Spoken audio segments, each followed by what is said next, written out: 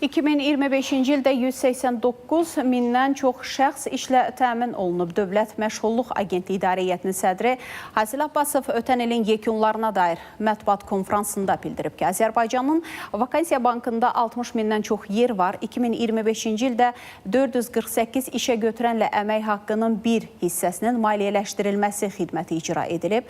10.805 nəfərə işsizlikdən sığorta ödənişi verilib. Azad edilmiş ərazilərdə 8 mindən çox şəxs işlə təmin olunub.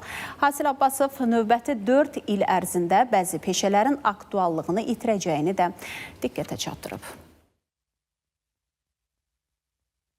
İşsiz iş axtaranlarla işçi axtaranların birləşdirilməsi, görüşdürülməsi də aktiv və səmərəli nəticə verən fəaliyyət növlərindən biridir ki, biz bunu əmək yarmarkaları və dəyirmi masalar vasitəsilə həyata keçirdirik.